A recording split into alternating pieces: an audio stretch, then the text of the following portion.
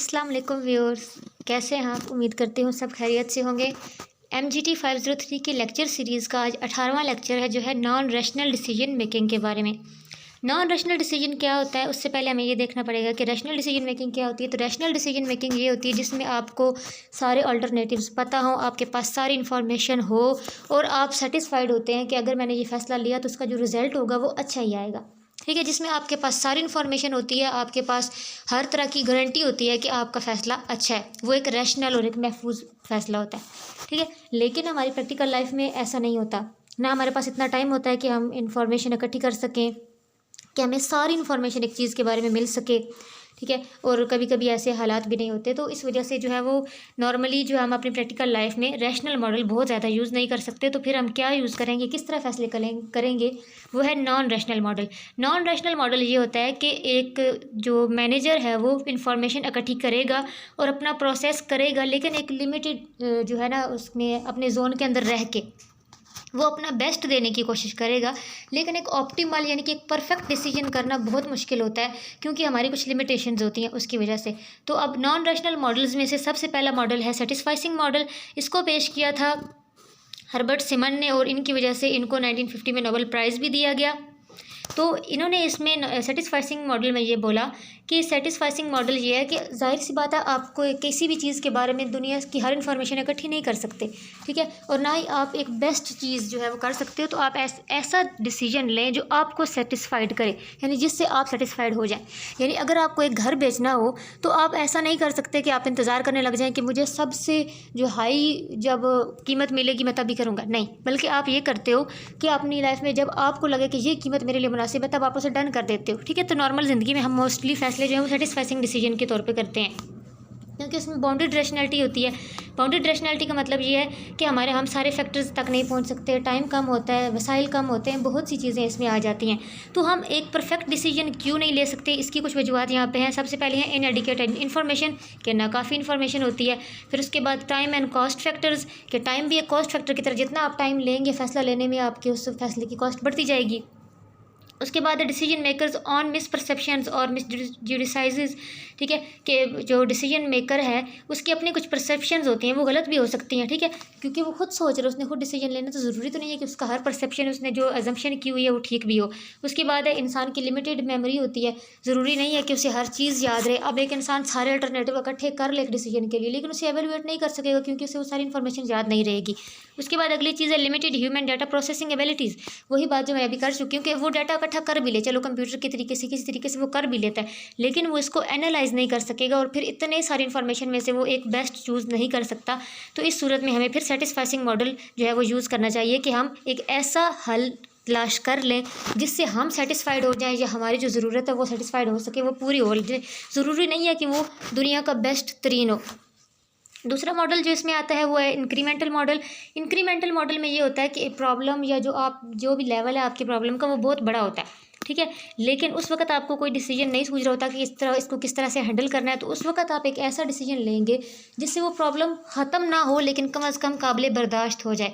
इसकी सबसे आसान मिसाल मैं आपको दूंगी कोरोना वायरस की। कोरोना वायरस जब आया तो इसका उस वक्त कोई जो है वो एंटीडोट नहीं बना हुआ था, कुछ समझ नहीं आ रहा था कि इसको किस तरह से हैंडल करना है। तो उस वक्त गवर्नमेंट इसको ख़त्म तो नहीं कर सकती थी, लेकिन गवर्नमेंट ने एक ऐसा डिसीजन लिया जिससे कम अज़ कम इसे हैंडल किया जा सके, थोड़ा सा जो है वो कंट्रोल किया जा सके। और वो डिसीजन था SOPs का, कि आप मास्क वगैरह लगाएं और आप सैनिटाइज़र का इस्तेमाल करें, दुकानें बंद कर दी, बाज़ार बंद कर दिए। तो ये एक ऐसी चीज़ है, ये इंक्रीमेंटल मॉडल है। उसके बाद है garbage can model. Garbage can model का मतलब होता है कि आप रैंडमली कोई भी जो है वो डिसीजन ले लेते हैं, नॉन प्रोग्राम डिसीजन। अचानक एक सिचुएशन आई और आपके जो ज़हन में है आपने कर दिया।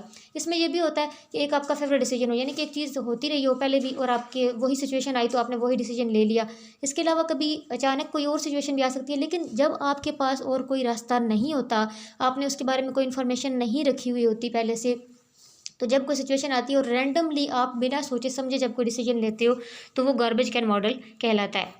फिर उसके बाद है group decision making. Mostly organisations में जो है फैसला अकेला नहीं लिया जाता, कोई इंसान अकेले फैसला करने वाला नहीं होता। इवन कि टॉप मैनेजर भी जो है वो अपने मिडिल मैनेजर और लाइन मैनेजर्स के साथ मिलकर फैसला कर रहे होते हैं। तो ग्रुप डिसीजन मेकिंग के यहाँ पे कुछ एडवांटेजेस और कुछ डिसएडवांटेजेस बताए गए हैं कि ग्रुप डिसीजन मेकिंग तो होती है लेकिन उसके कुछ फ़ायदे भी होते हैं और कुछ नुकसान भी होते हैं। तो सबसे पहले हम फ़ायदे देखेंगे कि ग्रुप डिसीजन मेकिंग में ये होता है कि आपके पास डाइवर्स इन्फॉर्मेशन आ जाती है, बहुत से क्वेश्चन समझ में आ जाते हैं। जैसे पता है बहुत सारे लोग हैं, तो हर इंसान जो अपने लिहाज से इन्फॉर्मेशन गैदर करेगा तो इन्फॉर्मेशन ज़्यादा आ जाएगी। उसके बाद है कि ऑल्टरनेटिव ज़्यादा होते हैं, कि हर इंसान अपनी सोच के लिहाज से उस मसले का हल बताता है, तो हर इंसान की अपनी सोच डिफरेंट होती है, इस वजह से उसका हल भी डिफरेंट होता है। तो आपके पास ज़्यादा अल्टरनेटिव आ सकते हैं। यानी एक इंसान की सोच लिमिटेड है, वो बहुत सारी चीज़ें नहीं सोच सकता, लेकिन अगर वही चीज़ दो लोग सोच रहे होंगे तो वो अपने नॉलेज और अपने बैकग्राउंड इन्फॉर्मेशन के लिहाज से अल्टरनेटिव ज़्यादा इकट्ठे हो जाएंगे। फिर उसके बाद greater understanding and acceptance of final decision, यानी जब सब मिल के फैसला करेंगे तो एक तो वो सबको समझ आ रहा होता है, और दूसरा कि जब वो फाइनल फैसला हो जाता है तो सब उसे एक्सेप्ट करते हैं। क्यों एक्सेप्ट करते हैं? क्योंकि वो फैसला लेने में साथ शामिल थे।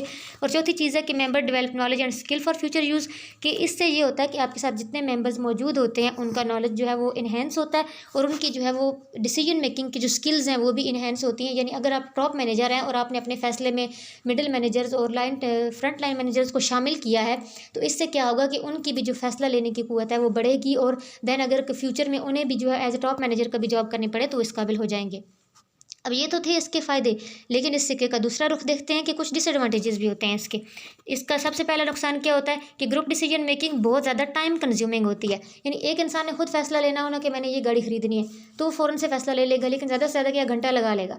लेकिन अगर उसे हो कि मैंने अपने सारे घर वालों से पूछना है, तो अब एक से पूछेगा, वो बोलेगा मुझे मॉडल लो, तो दूसरा कहेगा कि ये कलर पसंद नहीं आ रहा, किसी को जो है मॉडल पसंद नहीं आ रहा, तो इस चक्कर में टाइम बहुत ज़्यादा कंज्यूम हो जाता है।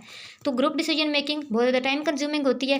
दूसरी बात है कि डिसएग्रीमेंट में delay decisions and cause hard feelings, यानी वही बात कि एक कह रहा है कलर पसंद नहीं आ रहा, दूसरा कह रहा है मॉडल पसंद नहीं आ रहा, तो जो डिसएग्रीमेंट होती है इसकी वजह से डिसीजन डिले हो जाता है बहुत ज़्यादा कभी कभी, और उससे क्या हो जाता है फीलिंग्स हार्ड हो जाती हैं, यानी कि सिचुएशन अंडर कंट्रोल फिर नहीं रहती।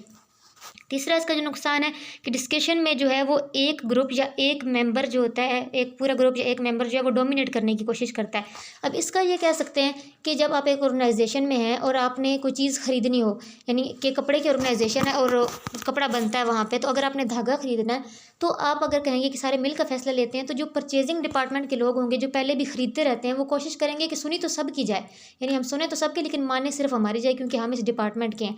तो ये सिचुएशन होती है कि हर कोई चाहता है कि मेरी बात ऊपर रहे, जब मेरा नाम आए, इंडिविजुअलिज्म, यानी ये चीज़ जो होती है वो डोमिनेट होने की कोशिश कर रहा होता है, और जो है इस चक्कर में फिर बाकी लोगों की जो है वो उनको नज़रअंदाज किया जाता है। तो ग्रुप थिंकिंग में ये चीज़ भी आती है। फिर उसके बाद चौथा नुकसान इसका क्या है कि ग्रुप थिंकिंग में जो है वो जब ग्रुप्स बनते हैं तो एग्रीमेंट के इश्यूज़ होने की वजह से वो सिचुएशन इतनी जो है वो एक्सपेंसिव हो जाती है कि बाद में उसमें बहुत ज़्यादा, एक तो टाइम सीक हो रहा है आपका, ठीक है, तो फिर उसमें जो डिसीजन होता भी है वो बहुत ज़्यादा उस पर भरोसा नहीं किया जा सकता, कुछ भी हो सकता है, ठीक है, क्योंकि अब देखिए टाइम कंज्यूम हुआ, डिसीजन डिले हुआ, और किसी एक ने डोमिनेट होने की कोशिश की, अगर कोई एक डोमिनेट हो भी गया, बाकी ज़्यादा सेटिस्फाइड लेंगे सारे लोग, तो फिर इस चक्कर में उस डिसीजन पे बहुत ज़्यादा भरोसा नहीं किया जा सकता। तो ये सारे इसके नुकसान आते हैं।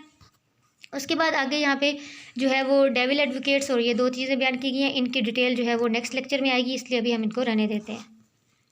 तो व्यूअर्स, ये था हमारा आज का लेक्चर। उम्मीद करती हूँ कि आपको समझ में आ गया होगा। अगर किसी का कोई कन्फ्यूजन हो, कोई सवाल हो, तो आप कमेंट बॉक्स में पूछ सकते हैं। अगर वीडियो अच्छी लगी तो कमेंट करें, शेयर करें, लाइक करें और चैनल को सब्सक्राइब करें। अगले लेक्चर तक के लिए अल्लाह हाफिज़।